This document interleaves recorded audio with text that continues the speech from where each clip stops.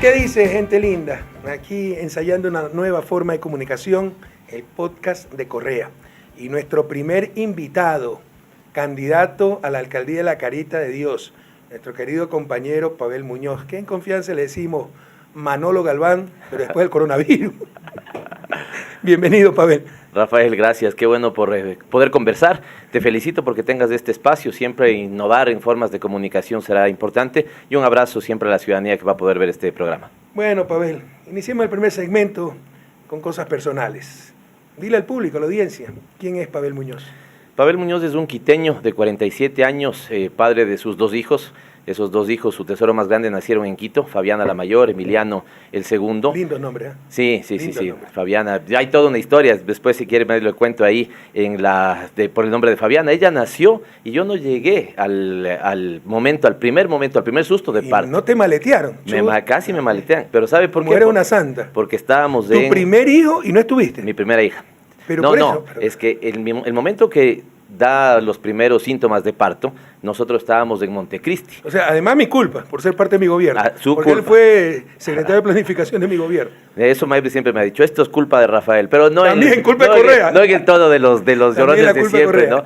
No, en ese momento, además, mi experiencia más linda en el gobierno, ¿no? Apoyar un poco el proceso de elaboración de la obra más grande que creo que hicimos en nuestro gobierno, que fue, el país hizo en nuestra época del gobierno, que fue la Constitución de Montecristi. Pero Fabiana la mayor, este primer anuncio de parto, siempre se atrasaban los vuelos de Manta a Quito. Y me llama Maybrit, mi esposa, me dice, estoy yendo al hospital. ¿En qué año era?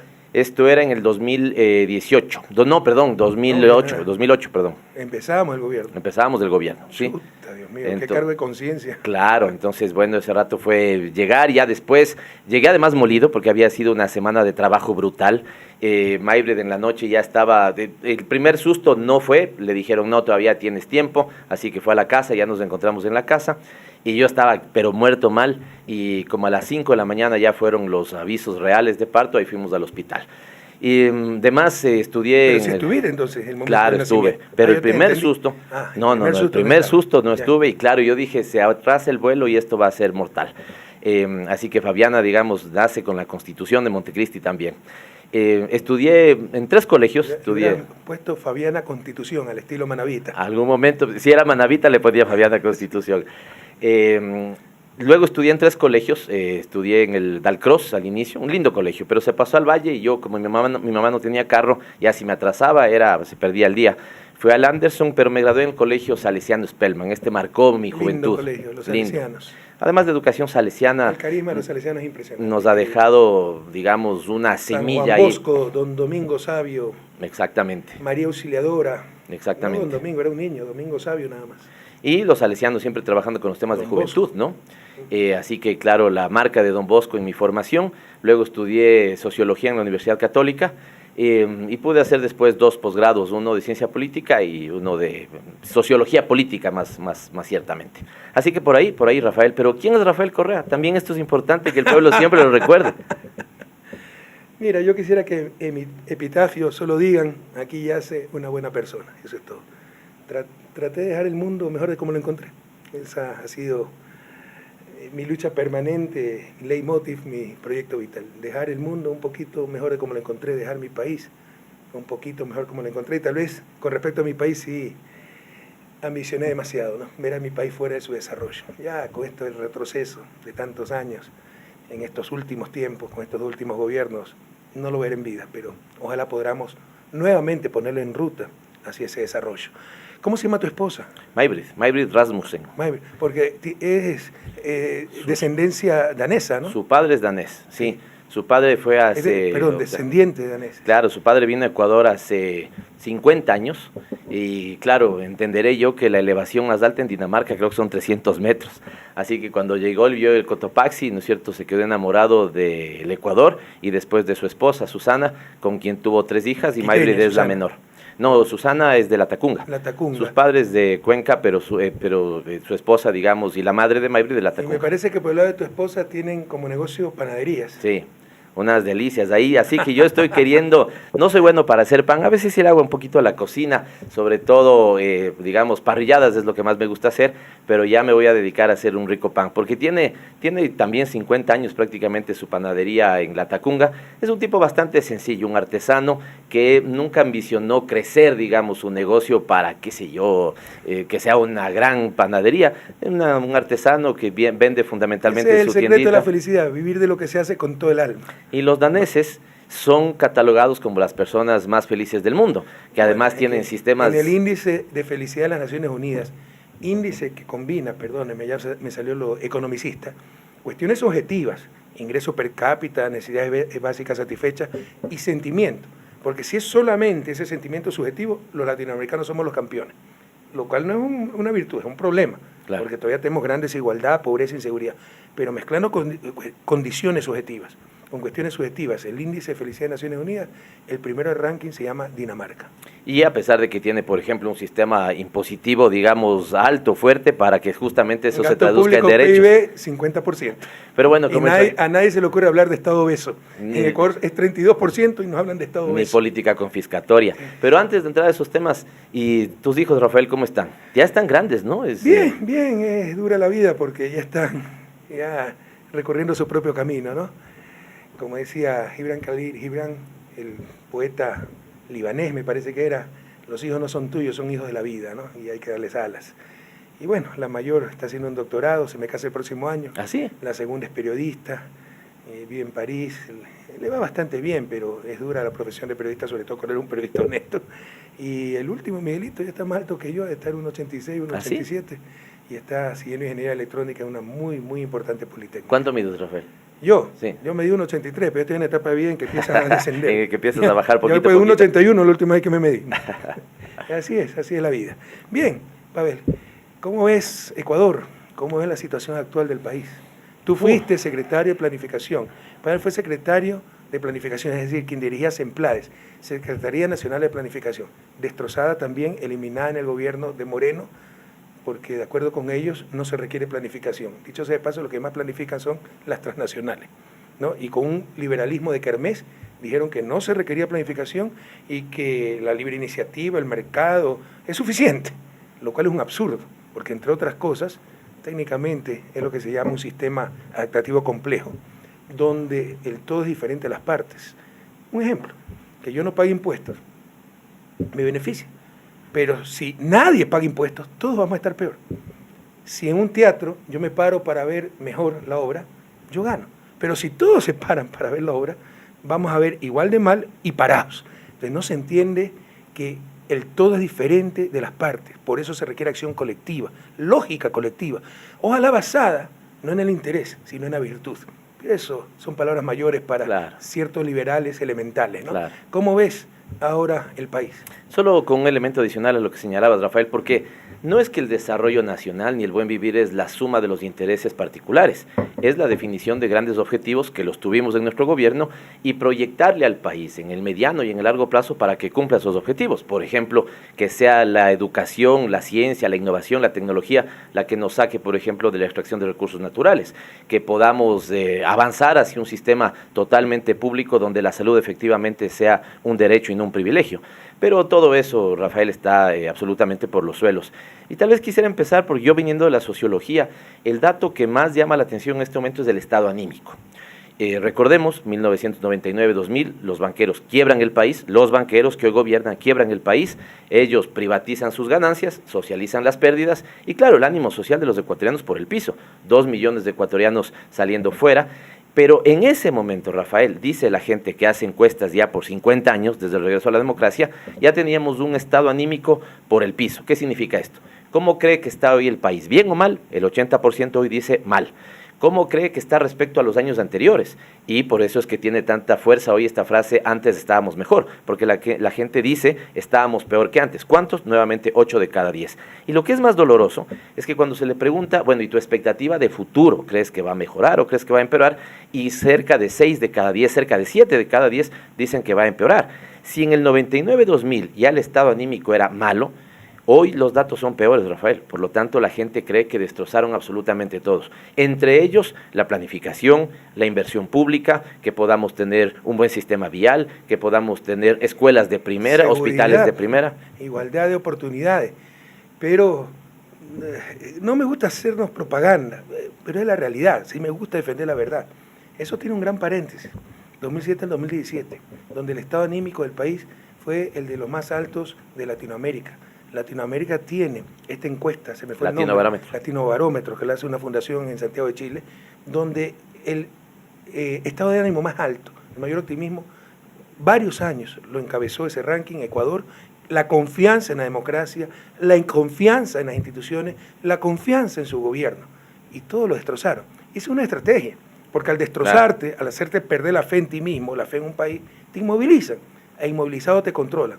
Si te convencen de que no tenemos solución, de que todos somos corruptos, de que todos los políticos son iguales, no hay que hacer nada, pues ya, solo hay que cruzarse de brazos. Y si te cruzas de brazos, son ellos los que dominan, de sus titulares, de sus canales de televisión, de sus micrófonos, de sus cámaras empresariales, a no caer en esa trampa. Totalmente. Que nos roben todo menos la esperanza. Miren, Pavel conoce mucho de esto, yo también, mi vida la he dedicado a estudiar el desarrollo económico, es como cualquier organización, desde la más sencilla, más elemental, un equipo de fútbol, pueden tener los mejores jugadores. Si no hay esa fe en ellos mismos, si no hay esa motivación, no van a ganar ningún campeonato. Lo mismo una empresa o cualquier organización, y más aún una sociedad. Una sociedad desmotivada está condenada al fracaso, y eso es lo que quieren lograr, para en ese fracaso seguir siendo ellos los que dominan, a no dejarnos engañar. Tal vez 3 reacciones sobre esa. La primera, Rafael, hay una pregunta en Latinobarómetro que en nuestros años, digamos, primero revertió lo que había pasado con gobiernos anteriores y se puso incluso sobre Uruguay, que solía ser siempre en el primer lugar. Y era, ¿usted cree que el gobierno gobierna para las grandes mayorías, para el pueblo, o para pequeñas minorías acomodadas? Y en nuestro gobierno, cuando se hacía esa encuesta, que además no era hecha por nosotros, internacionalmente en América Latina, decía el 8 de cada 10 decía el gobierno, en ese caso de la Revolución Ciudadana, gobierna para las grandes mayorías. Esto es un elemento fundamental. El segundo, yo diría Rafael, que la institución que hace esa encuesta incluso tiene un sesgo de centro-derecha. No es simpatizante del progresismo, pero tenía que publicar los resultados. Incluso creo que los financistas, siempre habrá que preguntarse quiénes están financiando tras encuesta, son más bien estos famosos tanques de pensamiento más bien de derecha, porque son los que tienen más de esos tanques de pensamiento. La gran parte de esos 10 años de Revolución Ciudadana, el gobierno ecuatoriano fue el gobierno con más alto apoyo popular de América Latina. Exactamente. Además, junto con Evo Morales, por ejemplo, presidentes que habían estado largos años, no les pasaba lo que hoy les pasa a los actuales, que a los 3 meses ya tienen, ¿no es cierto?, bajos niveles de aceptación. El caso de Correa, el caso de Cristina, el caso de Evo Morales, eran en cambio presidentes con largos mandatos, además no comprados, ¿no?, ganados en urnas. Nosotros ganamos ¿cuántas? 15 elecciones. 14 elecciones.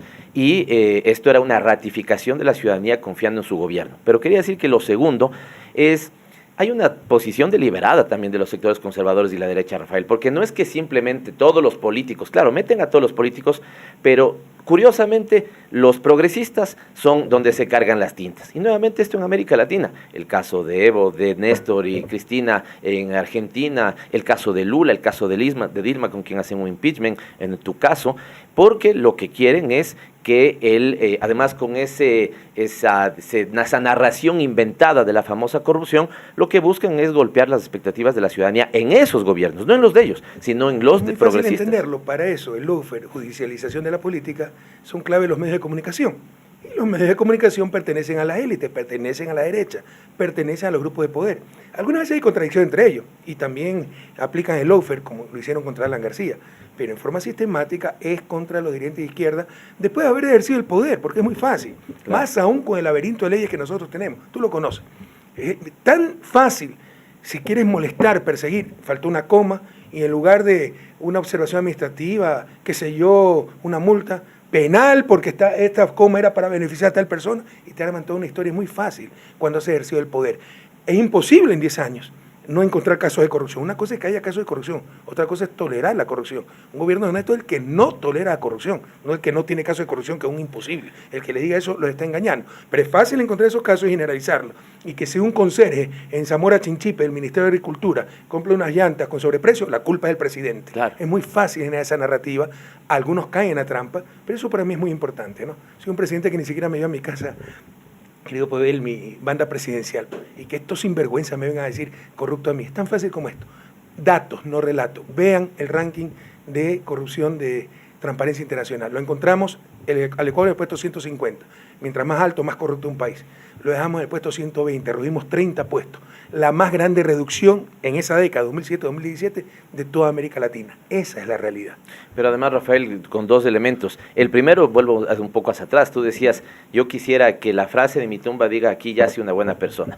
Creo que ese elemento en el Ecuador ya no lo tendrás, porque además recuerda, la gente en su opinión de lo que habían sido todos nuestros gobiernos en la época republicana, ha catalogado a tu gobierno como el mejor de la historia del país. Sí, pero póngame solo, aquí yace una buena persona. De acuerdo, sí. Sí, es que tengo una tumba, porque mejor me queman y me esparcen mis cenizas por el río Guaya. Ya creo que estamos... Por mis lugares entrañables. No, lastimosamente habrá alguien que piense así, pero yo creo que ahí hay un pueblo que en este momento además, mira, y es un problema de los sectores de la derecha, Rafael, querer negar lo que para algunos sectores es evidente. No, quieren negar vía medios de comunicación el liderazgo de Correa, los logros de la Revolución Ciudadana, pero sobre todo cuando yo estoy recorriendo, por ejemplo, los sectores más populares, incluso te digo, hay veces que la gente ni siquiera ubica bien, ¿no? Dice, sí, Pavel, ¿de cuál de las 5? Chévere. Entonces ahí, del equipo de Correa. Correa, ¿cuándo viene? Lo que es importante es que volvamos a tener las expectativas, las escuelas, los hospitales, digamos, el sistema vial, 8 hidroeléctricas puestas al servicio de la ciudadanía. Años es impresionante, ¿no? Lo bueno era malo y lo malo bueno. O sea, las escuelas de Milena han sido lo malo. Las escuelas unidocentes, un profesor para todos los grados de primaria, eso ha sido lo bueno. O sea, ¿cómo pudieron convencer a la gente de aquello? O sea, lo bueno, lo malo era... hospitales, carreteras, inversión pública. Lo bueno es un país hecho pedazos. ¿Cómo pudieron convencer a la gente de eso? Yo creo que la gente no lo pueden engañar todo el tiempo y la gente ya puede comparar. Yo creo que la gente está despertando, pero decías bien, y nuevamente el rol de los medios de comunicación, sobre el cual tú has hecho una reflexión incluso latinoamericana. Moreno, por ejemplo. Moreno llegó a estar con 7% de aceptación y popularidad, pero estuvo encerrado en una concha hecha por los medios de comunicación, el capital financiero que hoy gobierna, porque Moreno, Lazo no es sino la extensión de Moreno, y por ejemplo, grandes importadores. Claro, podía estar en 3, pero ese cobijo, esa protección de los medios de comunicación ha hecho que, por ejemplo, incluso no le den la cobertura mediática. Déjame plantearte 3, 4 escenas de terror, Rafael, de los últimos meses, pero 3, 4 escenas ya son de terror. Número 1, niño de 4 años caminando en la frontera de un país lejano y hostil como Estados Unidos, ¿no es cierto?, México, de 4 años, con el pasaporte en la una mano y con el peluche en la otra. ¿Qué hicieron con el país? Otra, 60,000, más de 60,000 niños en este ciclo Costa-Sierra no pudieron ingresar sus estudios. ¿Sabes qué llegó a decir las autoridades educativas, Rafael? Vean, no importa, como sabemos que los hogares están apretados, que vayan nomás sin uniforme, que vayan nomás sin útiles. En nuestro gobierno, eso es un tema no de privilegio. Se iba al día siguiente el ministro de Educación. Pues evidentemente. Si pasaba la centésima parte de aquello. Además, asegurando nosotros desayuno escolar. La milésima parte de eso. Desayuno escolar donde podíamos, uniformes para todos y útiles para todos, que terminaba siendo una transferencia ya no monetaria, pero importante para los hogares. Importantísimos incentivos para que las madres manden a sus hijos a la escuela. Porque acuérdate, cuando llegamos al gobierno, había que pagar una contribución voluntaria de $25 por niño. Una madre con 4 niños tenía que escoger a quiénes mandaba, claro, a cuál mandaba a la escuela y a cuál no. Claro. En cambio, cuando no se pagaba nada y además recibían uniformes, libros, muchas veces los únicos libros que había en la casa, desayuno escolar, por el contrario, buscaban cómo mandarlo. Era un apoyo incluso para el propio hogar. Totalmente. Y la última, que, digamos, teniendo una dimensión atroz por el lado del femicidio, fíjate lo que sucede, pero fíjate cuál es la respuesta, ¿no? Una mujer asesinada por María Belén Bernal, asesinada por su esposo policía, en la institución donde se forman los policías. ¿En qué condiciones? Un tipo que está de guardia, sale a un campeonato de fútbol, llega en estado etílico, llama a la cadete que es su alumna para tener relaciones íntimas. Es impresionante. 20 minutos. Es una decadencia total. 20 minutos, Rafael, pidiendo auxilio donde están los policías y que su deber, el primer grito de auxilio para cuidar nuestra vida, esta es la tarea fundamental de los estados, no la atienden. Hay cosas que son atroces, pero son mucho más atroces dependiendo de quién es el autor. Cuando el policía, que está llamado a defenderte, a defender tu vida, es el primero en acabar con tu vida, es doble crimen. Es como los periodistas. En el caso de los periodistas, son los llamados a defender la verdad. Cuando un periodista es el primero en robarte la verdad, es doble robo, porque la sociedad ha depositado la confianza en los periodistas, en los medios de comunicación, para defender esa verdad, y son los primeros en robarla. Pero fíjate la respuesta gubernamental después de este hecho atroz, ¿no? Ya casi, digamos, ridiculizando la cosa, me imagino que al presidente Lasso le dijeron, presidente, el problema de la violencia contra las mujeres es estructural. Entonces, claro, el tipo entendió que siendo estructural tenía que mandar a derrocar, ¿no es cierto?, la escuela de policía. Y construir un edificio con identidad de género después. Qué barbaridad. Entonces, no merecemos un tipo así. No merecemos. ¿Qué nivel de ignorancia tiene la mediocridad? Créeme, sinceramente, yo me quedo estupefacto, sorprendido de la inutilidad del gobierno. Cuando vencieron, con muchas malas prácticas, ¿no? La guerra sucia, el apoyo indecente de los medios de comunicación, una campaña multimillonaria. Cuando vencieron en nuestra democracia formal, porque falta mucho para tener una democracia real, y hoy estos se van 40 años al poder, porque se van a mantener 40 años en el poder, porque se han preparado, han sido exitosos en la vida privada. ¡Qué cantidad de inútiles! Total. Entre todos no hacen uno. Nosotros cuando empezamos el gobierno, yo a veces, tú creo que tienes mejor memoria que la mía, pero llegamos con un promedio de ejecución presupuestaria del 55-60%. Después, además era más que cíclico, todo se acumulaba al final, para no perder el presupuesto. Y al inicio de año 2%, 3%, enero, febrero, y noviembre, diciembre se disparaba. Exactamente. Y eso alteraba incluso la estabilidad macroeconómica. Nosotros lo dejamos en niveles de 90-95%. Es que lo controlamos mes a mes, ¿no? Exactamente. Cada mes había que alcanzar una meta de ejecución Y presupuestaria. con un cambio en el para llegar concepto, al 100% la planificación plurianual, por ejemplo, sí, ¿no? Para que no le quiten a diciembre el presupuesto que le habían dado, sino que si es que es un proyecto de 2 años lo pueda seguir ejecutando. Pero incluso teniendo hoy esas herramientas, sus niveles de ejecución, la cartera de Estado de Turismo, por ejemplo, o la Secretaría de Pueblos, donde deberían tener algunos programas que les permite tener diálogo con el movimiento indígena, por poner un ejemplo, niveles de ejecución a mitad de año de 3%, de 7%.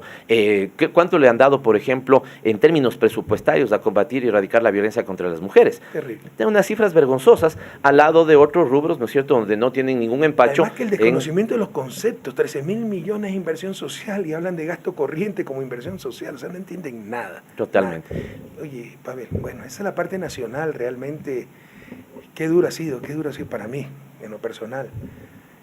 Sí, para mí ha sido gran tristeza, me ha desgarrado el alma ver el retroceso del país, como por odio a Correa, por tratar de hundir una época, no les importó hundir a su propia patria, cómo han querido destrozar todo, por intereses creados también.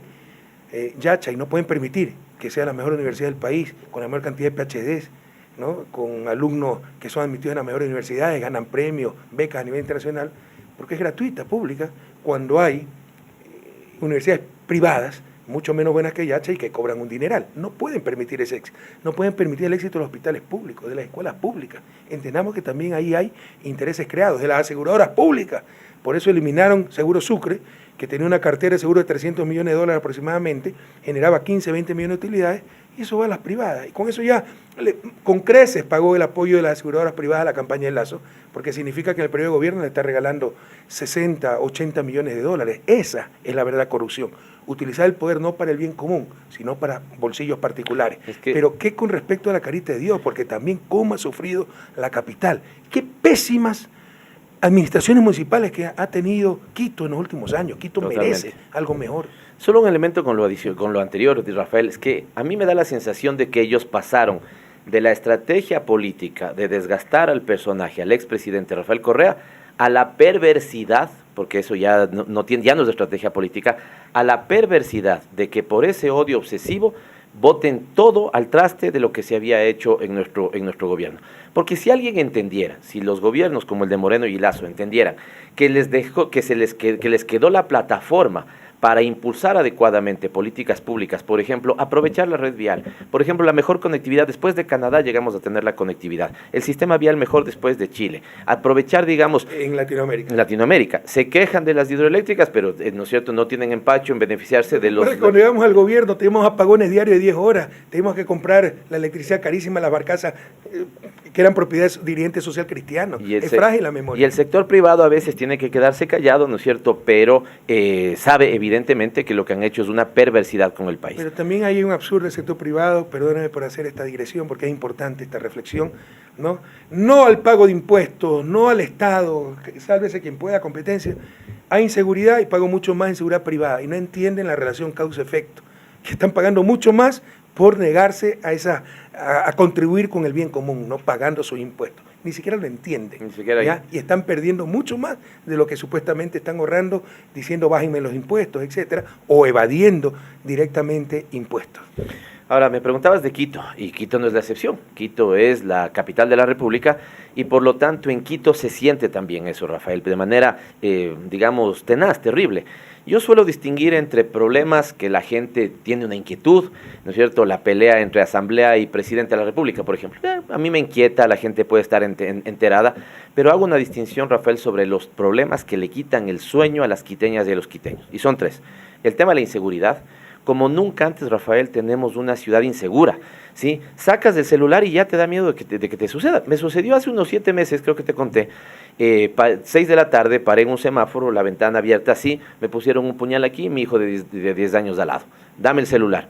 Evidentemente, toma, a la gente hoy le pueden asesinar por robarle un celular. El segundo... Pero permíteme una reflexión ahí. Claro. Esto te viene en la idea de libertad, ¿no? Es un bonito producto de marketing. Liberales, neoliberalismo, libertad, iniciativa privada, sálvese quien pueda, haga cada uno lo que le dé la gana, ¿no? Para ellos libertad es la no intervención. Para nosotros republicanos libertad es la no dominación y para eso hay que intervenir, garantizando igualdad de oportunidades, pero incluso tomando su supuesta libertad. Un prerequisito de libertad es la seguridad. No hay peor atentado a la libertad que la falta de seguridad. ¿Qué libertad tienen los quiteños? Claro. ¿Qué libertad en estos momentos tenemos los ecuatorianos? Si no pueden sus familias salir a pasear tranquilamente. Entendamos, estas políticas torpes también nos ha robado la más elemental libertad, porque nos ha robado la seguridad. Cuando surgen los estados, Rafael, y recuerda el famoso, digamos, Leviatán de Hobbes, el tema es que para que tú no ejerzas fuerza conmigo, yo no ejerza fuerza contigo, le damos a un tercero, que es el Estado, para que cuide nuestra vida. Pero evidentemente debemos darle todas las capacidades de intervención a ese Estado para que cuide nuestra vida. ¿Por qué te digo esto? Poniéndole un caso concreto. Caí hace, ya deben ser unos 5 meses, de sorpresa al ECU 911, haciendo una tarea de fiscalización. Decidí que sea viernes, decidí que sea quincena y decidí que sea tipo 6 de la tarde, porque ahí se concentran los más altos índices delictivos, si tú quieres. Entonces, primero unas cámaras vandalizadas, pero digamos al final el sistema todavía funcionando, ¿no? No han hecho un esfuerzo de modernización o de mantenimiento efectivo, pero las cámaras funcionando. De incremento, porque faltaban muchas más cámaras. Exactamente. Que habían puesto miles, pero faltaban miles más. Que es lo que voy a hacer, Rafael, cuando sea alcalde de Quito, aumentar las cámaras, aumentar las alarmas comunitarias, crear comités barriales, y si tanto este gobierno neoliberal creyendo que, porque ellos han pasado de la austeridad al austericidio, nosotros lo que vamos a hacer en nuestro plan de trabajo para la alcaldía de Quito es invertir todo lo que fuera necesario para mantener y adecuar las UPCs existentes o para crear nuevas unidades de policía comunitaria en nuevos focos, donde hoy sean nuevos focos de delincuencia, para que la policía vaya ahí. Y conecto con el ejemplo, para que no suceda lo que me sucedió viendo en el ECO 911. Digamos que al final ahí está el Parque de la Magdalena, ves que puede darse un robo, ya de alguna otra manera la gente está entrenada para eso, pero buscas que se despache una policía, ¿cierto? Un patrullero. El problema es que el patrullero no tiene batería desde hace 5 meses. Buscas que se despache una motocicleta. El problema es que no hemos cambiado las llantas de la motocicleta, ¿no es cierto?, hace 1 año. Entonces, termina herido, y este tema, Rafael, salió la persona responsable de ambulancias del ECO 911, que en realidad es del Ministerio de Salud, pero está contraparte ahí. Y me dice, ve, yo al final quiero decirle, la mitad de ambulancias previstas para Quito, la mitad desde hace 5 años está en la mecánica. Date cuenta, a Rafael, así a tono de adivinanza, ¿sabes cuánto se demoran en promedio en dejar a un herido que fue recogido en esa Plaza La Magdalena en una casa asistencial? Los tiempos de respuesta para llegar al lugar no los habíamos reducido a menos de 12 minutos. Porque planificamos sobre sus circuitos. Porque lo obligamos a coordinar con el ECO 911, porque antes tenía un accidente de tránsito, la ambulancia del Cuerpo de Bomberos podía estar a 100 metros, pero tenían que esperar que venga la ambulancia, la comisión de tránsito, lo que fuera, ¿no? Era una barbaridad.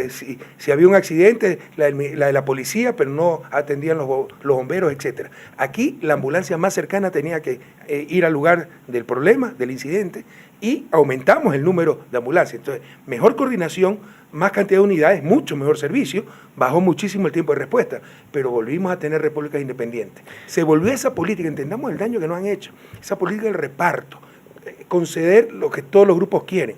Entendamos que la autoridad tiene que velar por el bien común, no por el bien de la Fuerza Armada, de la policía, de los bomberos, por el bien común, de todas y de todos, respetando derechos humanos por el bien común. Pero los gobiernos débiles, irresponsables, entreguistas, para no hacerse problema, Fuerzas Armadas, me exigen esto, tengan un ministro ex general para que todo quede ahí en casa.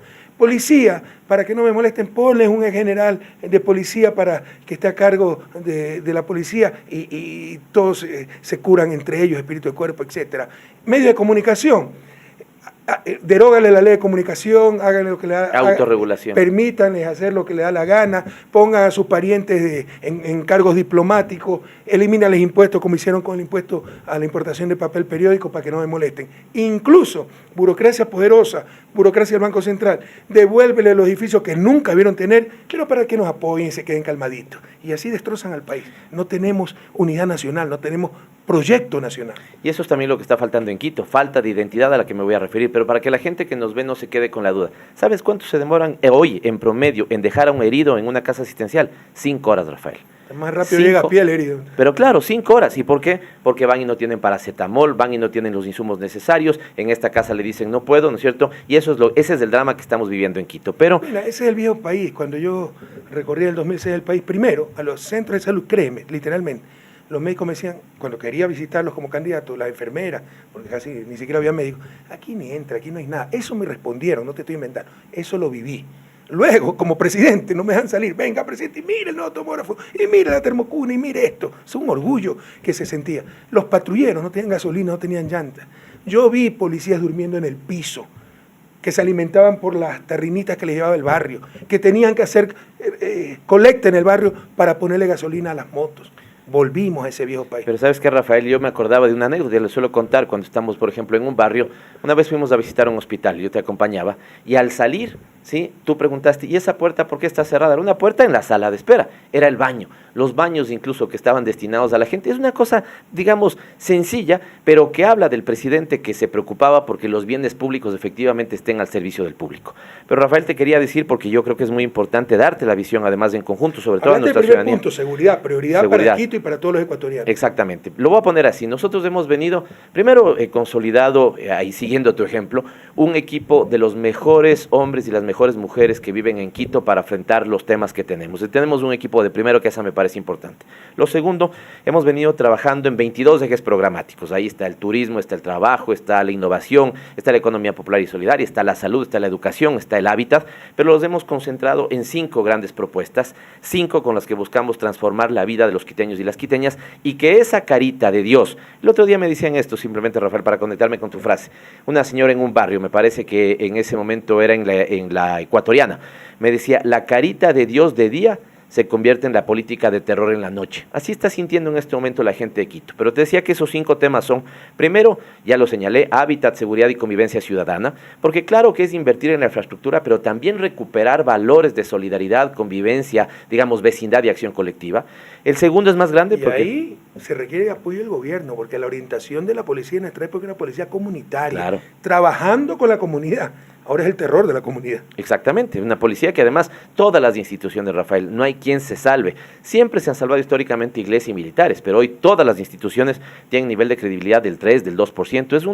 Es una debacle para la institucionalidad del país. Como sociedad. El segundo te decía que es un componente grande donde está trabajo, economía, producción, innovación y emprendimiento. Déjame ponerte 2 ejemplos nada más. Ya tiene Quito un capital semilla, pero vamos a duplicar al menos ese capital semilla y acompañar a los emprendedores, que hoy hay muchos jóvenes, digamos, que buscan emprender, los 3 primeros años que se suele llamar el Valle de la Muerte para los emprendimientos. Déjame ser abogado del diablo. ¿Y dónde vas a sacar los fondos para aquello?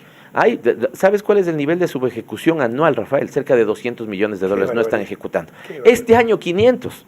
Este año 500. Por eso ahora quiteños y quiteñas saben que no miento y están empezando a pintar las cosas, lo que fuera. Pero tienen, primero claro que le falta plata a la ciudad, pero la que tienen, Rafael, nuevamente son inútiles, las 3 últimas alcaldías, y tienen un nivel de no ejecución de su presupuesto cercano a los $200 millones. Entonces te decía, aumentar ahí, por ejemplo, capital semilla, juntar con capacitación, pero también sueño con un Quito, y así lo estamos soñando todos los quiteños y quiteñas. Yo empecé con un portafolio de inversión sobre la mesa de $5,000 millones. Lo hemos aumentado, Rafael.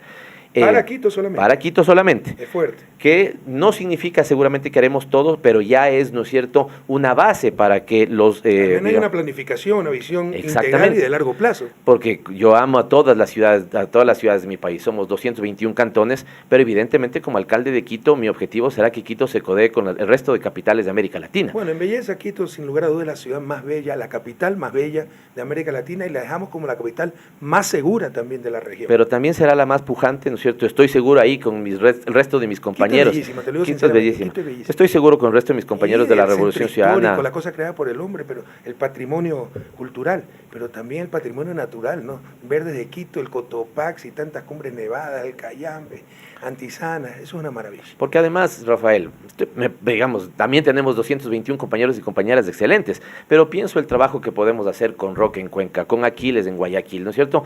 Vamos a lograr, por ejemplo, porque está pasando lo mismo que en los 90, Rafael. ¿Qué pasaba en los 90? El país está en la lona, nadie cree, los presidentes con muy malas evaluaciones y los alcaldes, por ejemplo, con buenas evaluaciones en ese momento. Recuerda el caso de Moncayo, recuerda el caso de Febres Cordero en su momento, Nevó después, porque sí lograron sacar a sus ciudades de esa, digamos, ostracismo. Sí, pero de forma totalmente desarticulada, ir al sálvese quien pueda, agarra lo que puedas. Y se perdió el proyecto Nación. O proyectos exitosos que eran proyectos exitosos para este porte de la ciudad y no para la ciudad en su conjunto. Pero además que atraían migración, pues por esa concentración de recursos. A la gente que nos ve yo le digo, imagine las prefecturas con la mayor cantidad de prefectos de la Revolución Ciudadana, las alcaldías con la mayor cantidad de alcaldes y alcaldesas de la Revolución Ciudadana, lo mismo que en las juntas parroquiales rurales. Será rescatar el país, pero esta vez desde los territorios, logrando, y te digo, ahí en cambio esa es mi obligación. Yo veo, visiono y sueño un Quito, como lo estamos haciendo todos, te decía, que crezca mucho más que el país, ¿no es cierto? Que se codee con... Esto está pasando en varias partes del mundo. Tú tienes a un México, tú tienes a un ten cuidado, Tokio, que eso puede atraer Santiago. Migración y los recursos siempre van a ser escasos frente a la nueva población. Que Ciertamente, se integra, ¿no? pero por eso, Rafael, es que... Lo mejor es tener un gobierno central también que tenga una planificación nacional y se atienda a todos los rincones de la patria para proteger los grandes centros receptores de migración como son Quito y Guayaquil. El plan de gobierno que hemos planteado para Quito, y ya estoy haciendo la comparación con los otros para ver dónde están nuestros puntos, digamos, de diferenciación, que son muchísimos, pero somos de los pocos, al menos revisando hacia atrás, que busca la adecuada combinación entre lo urbano, porque los problemas del mundo hoy son urbanos, con los rurales. Los problemas urbanos de hoy, Rafael, son problemas rurales de ayer mal resueltos. Y entonces ahí la combinación de, por ejemplo, que... Claro, porque ¿qué pasó en la pandemia, Sector informal Rafael? urbano, por ejemplo. Exactamente, ¿qué pasó en la pandemia? Nos dimos cuenta en Quito que el 95% de nuestra alimentación no proviene de Quito ni de la provincia de Pichincha. Sin embargo, tenemos grandes extensiones que las podemos poner al servicio de esa producción. Hoy que está inaugurado por la prefectura con nuestra compañera Paola Pavón, que va a seguir haciendo ese buen trabajo, un canal de riego de Envidia, ya tenemos áreas productivas que van a servir, nutrirnos a nosotros de alimentación, lo más básico y lo más elemental. Los mejores alcaldes de esos centros de receptores de migración, Quito y Guayaquil, son los que den adecuado trabajo en el campo. Claro. Para parar esa migración. Entonces necesitamos un sector rural, porque Quito, permíteme ahí un paréntesis, Rafael, incluso a ti mismo te debe pasar a veces, a mí me pasaba, hasta que, digamos, he ido interiorizando mapas, si tú quieres mucho mapa en la cabeza, Quito suele ser vista como ese chorizo que nos quita la vida en el tráfico de norte a sur y de sur a norte, o viceversa. 45 kilómetros de longitud. Exactamente. Pero Quito, Rafael, es todo el distrito metropolitano de Quito. Tiene 33 parroquias rurales. Tiene, por ejemplo, una de las 7 reservas de biosfera que es el Chocó Andino. ¿Ya? El 70% del Chocó Andino está en Quito, el 70% del territorio. El 30% ya está en otros cantones de la provincia de Pichincha. Pero entonces te digo, si tú tienes un sector rural, porque administrar Quito no va a ser solamente tener buenas políticas en lo urbano, sino también en lo rural, vas a poder tener alimentación para los quiteños y quiteñas y una producción que pueda exportarse con la inauguración de lo que nosotros hicimos, lo que nosotros mismos hicimos. Recuerda el concepto de la vieja, los viejos sectores neoliberales, ¿cierto? Las zonas francas. Nosotros cambiamos ese concepto por zonas económicas de desarrollo especial, aprobada para Quito hace unos 8 o 10 años, Rafael, y todavía no puesto en funcionamiento, alrededor del nuevo aeropuerto de Quito. Porque le pido a la gente también que piense ese Quito que no tenía obras con el Quito que nosotros impulsamos en nuestro gobierno. Aeropuerto nuevo, 2 accesos viales de primer Con mundo. mucha mala fe criticaron el acceso por la vía Collas, cuando ese fue un proyecto municipal, estudios mal hechos, que nos presentaba 80 millones y acabó costando 200 millones. Sobreprecio, eso no es sobreprecio, ese es reajuste de contrato, sí, por estudios mal hechos, pero por ayudar a Quito, porque en ese momento no había otro acceso, Es que por no ayudar a Quito. Mira, te pongo un ejemplo, el aeropuerto de Berlín fue programado para el 2012 con un presupuesto total de 2.200 millones de euros. Recién se pudo inaugurar en 2020 con 8.200 millones de euros, ¿no? Y en Alemania, ¿te imaginas? Entonces puede pasar esas cosas, pero en Ecuador convencieron a la gente, dañando el corazón a ciertas personas, que era corrupción. Eso no es corrupción, eso puede pasar. Porque además depende con quién lo dicen. Pues en el propio digamos, país, no hicieron lo mismo cuando en época de Rodas, porque seguramente uno debe entender lo que son los costos hundidos. Pues si ya está hecha una inversión ahí, yo lo que tengo que hacer es ponerlo en funcionamiento.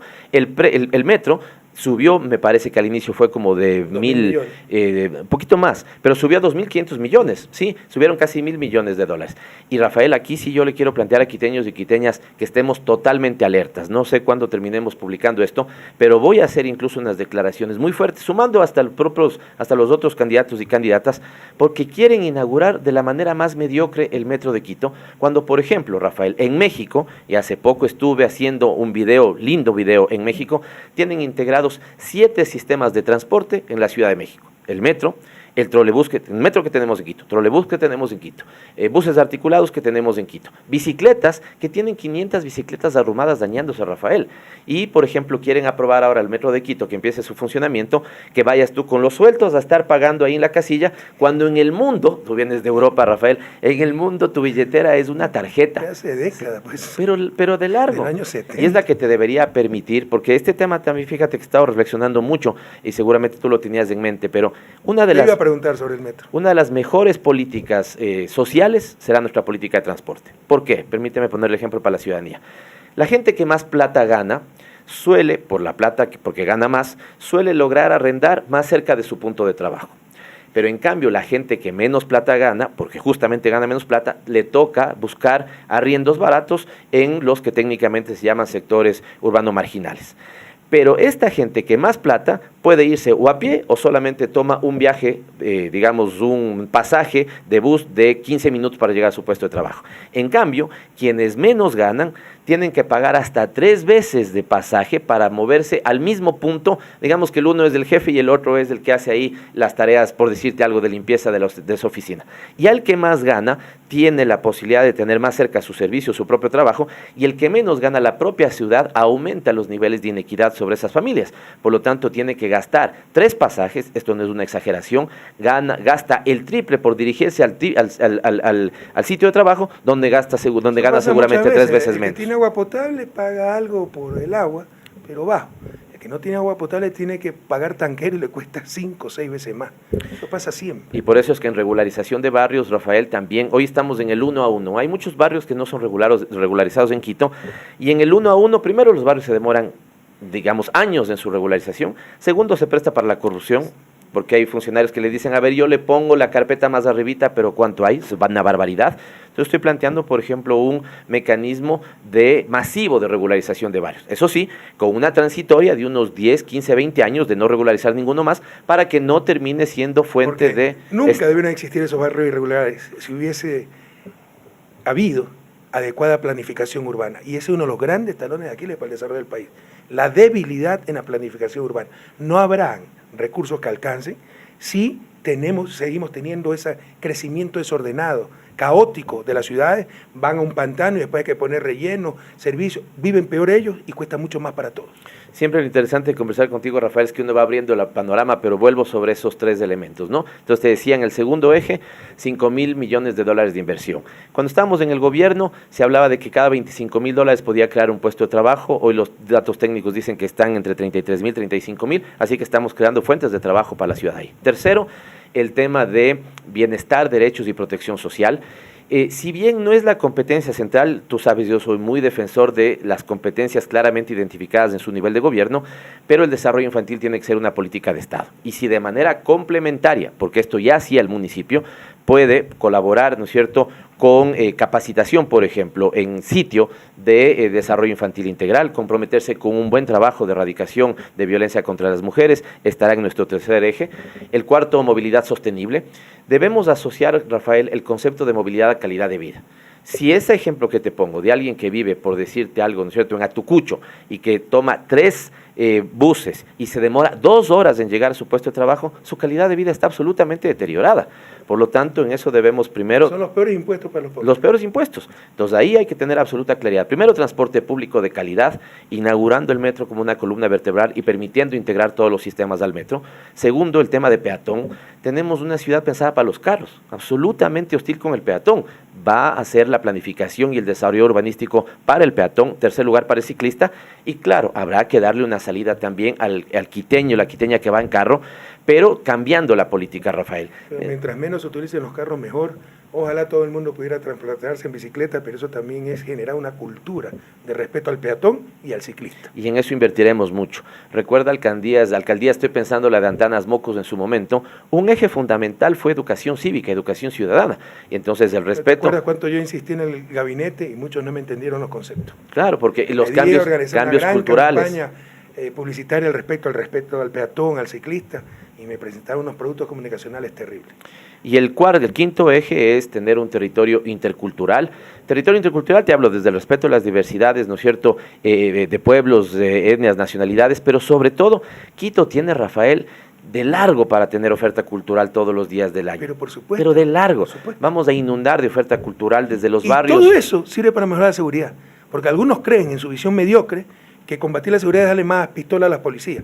Por el amor de Dios, es tener más parques, es tener más actividad cultural, más actividad deportiva. Todo eso mejora la seguridad. Una ciudad más segura no es la que más uniformados tiene en la calle, es la que más gente utiliza el espacio público para entre todos cuidarlos. Hay un gran rol de los municipios. Totalmente. Y además, de este dato no te di que es muy importante, tú siempre le pones mucha atención a este tema, son de las cosas que nos desgarran. Quito es hoy, después de Manta, la segunda ciudad donde más temprano empieza el consumo de drogas. Uy, ¿sí? Qué terrible. Cultura y deporte terminan siendo antídotos para eso. Por supuesto. En Iztapalapa, una municipalidad que está en el México, en la Ciudad de México, por ejemplo, tienen unos centros que ya he tomado la idea y los vamos a implementar. Se llaman Utopía, unidades de transformación. ¿Qué tienes ahí? Tienes, por ejemplo, actividades deportivas. Pero claro, Quito tiene un fenómeno brutal de deporte barrial, pero solamente de fútbol. Deporte no es solamente fútbol. Yo soy futbolero, he jugado en Liga Barrial, pero también... No me dio paquete, Pavel. No me con la pero digamos que juego mejor de lo que usted canta. Bueno, esa referencia no es válida. Digo, para es que la un gente... mínimo que cualquiera lo supera. Pero digo, vi ahí, por ejemplo, mujeres en una escuela de box. Lindísimo, ¿no es cierto? El otro día en Atucucho, fíjate, Rafael, cómo es la lógica de nuestra ciudadanía cuando la exclusión ha sido tan grande, ¿no? Nos decían que nos permitan entrar ahora más barato a la piscina del Municipal Tenis que está ahí al frente de la Carolina. Entonces le digo, ¿y por qué no aquí la piscina? Porque en esos centros de Utopía, que podríamos tener al menos unos 5 o 6 bien distribuidos territorialmente en la ciudad, que haya, por ejemplo, una piscina, que haya actividades, como te decía, polideportivos. Exactamente. Los polideportivos municipales. Nosotros hicimos polideportivos del Ministerio de Educación, un proyecto piloto en Machala. Ahí está abandonado. Me he comprometido con un coliseo en el sur de Quito que no lo tiene, junto a un polideportivo que permita todas las disciplinas. Un campo del Milenio, ¿no?, donde era... la estación de Liniap ya se está invadiendo, vendiendo, parcelando esos terrenos que eran claves, estratégicos para el desarrollo de la ciudad. Hace poco estuve con Pedro Jaramillo, recuerda, donde hicimos gran cosas. Nuestro gobierno hizo gran cosas por Quito, en asocio también cuando podíamos trabajar con la alcaldía. Rehabilitamos algunas casas, incluso unas que ya no eran patrimoniales, las tumbamos para que pueda haber espacio público. Todo, absolutamente todo, Rafael, totalmente, si tú quieres, destrozado. Claro, en el centro histórico de Quito, que es una maravilla, aunque yo digo que Quito tiene muchas maravillas, no solo el centro histórico de Quito. Es una maravilla. Es único, el más grande y mejor conservado de América Latina. Y te acuerdas que tratamos de repoblar, no nos alcanzó el tiempo, de rehabilitar casas para que vayan allá las embajadas, la misma ONU con el colegio Simón Bolívar, sí, parece que era, y todo paró, ¿no? Pero todo retrocedió. Hoy votado. Todo retrocedió. Entonces tienes en el darle centro, vida al centro histórico. Tienes guapiado una parte del centro donde van los turistas, evidentemente, pero a las 7 de la noche Nunca tuvimos apoyo de la administración municipal, Rodas ni entendía esas cosas. Nada, a las 7 de la noche es muerto. Si lo que quieres tú es que el centro viva, Quito es una capital que debe estar... a las 8 de la noche, tremendo centro histórico. Debe estar Quito y ese es mi compromiso. Europa, ¿cómo estaría aprovechado? debe estar ese centro histórico, Rafael, totalmente habilitado y la ciudad 24 horas los 7 días de la semana. Solo así vas a poder, primero, tener más dinamismo económico, convertirla en la capital turística de toda América Latina, porque ese evidentemente es nuestro reto, y sumar un montón de cosas adicionales, ese territorio ecológico también que ambicionamos. Así que, digamos, El ahí centro tienes... histórico de Quito es espectacular, a mí me fascinaba ese centro histórico. Es claro que Quito, Pavel, estará en las mejores manos, con tus 5 ejes de trabajo. ¿En qué posición jugabas en el fútbol o juegas? Empecé jugando de delantero, pasaron los años, pasé al medio y ahora ya estoy A mí me dijeron que era un goleador excepcional, solamente por excepción marcaba gol.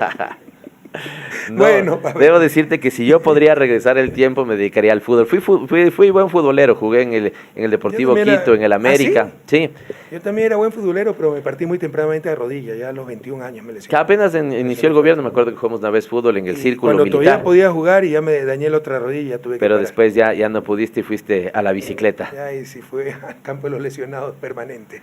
Y solo puedo hacer ciclismo, natación, deportes que no sean de choque. En todo caso, Pavel, muchísima suerte en este nuevo desafío. Gracias, Quito Rafael. te necesita, sinceramente. Quito necesita alguien con capacidad y entrega, ¿no? Para sacar adelante a la ciudad. Cuánta improvisación había en los últimos años y ahí vemos las consecuencias. La carita de Dios en uno de sus peores momentos de la historia, pero saldrá adelante de la mano del liderazgo, con el liderazgo de Pavel Muñoz. Y junto con agradecerte por esta invitación, si me permites darle un mensaje final a quiteños y quiteñas. Soy Pavel Muñoz, candidato a la Revolución Ciudadana y estoy en la lista número 5, pero mi objetivo central es, contrario a lo que pasa hoy en el país, que sembremos esperanza, una semilla de esperanza en cada quiteño y cada quiteña. Que nosotros, mientras haya otros que se empiecen a regar odio en la sociedad quiteña, nosotros haremos lo contrario, sembrar, insisto, de esperanza, de amor, y volveremos a recuperar bienestar, oportunidades, tranquilidad para los quiteños y quiteñas. Y Rafael, con nosotros Quito volverá a ser la ciudad más linda del mundo, te lo aseguro. ¿Quién es, en esto, que lo oigan de tu voz, quién es el candidato a la alcaldía de Quito en la Revolución Ciudadana? Pavel Muñoz, ¿a quién le queda duda? Obviamente. Hay algunos que, ¿no es cierto?, buscan cobijarse. Yunda fue un desastre su alcaldía. Hay algunos que buscan cobijarse. Y con mucha mala fe cobijarse. trataron de identificarlo con nosotros cuando Yunda, por el contrario, ¿no? En forma totalmente descoordinada, si tú quieres, se lanzó. Nuestra candidata en esa época era una mujer. Entonces, que nadie se engañe y nosotros no vamos a apoyar una administración tan desastrosa como fue la de Jorge Yunda. Candidato de Revolución Ciudadana, lista 5, se llama, que a nadie le quede duda, Pavel Muñoz. Y como le decía, este es el podcast de Correa. Gracias, Rafael.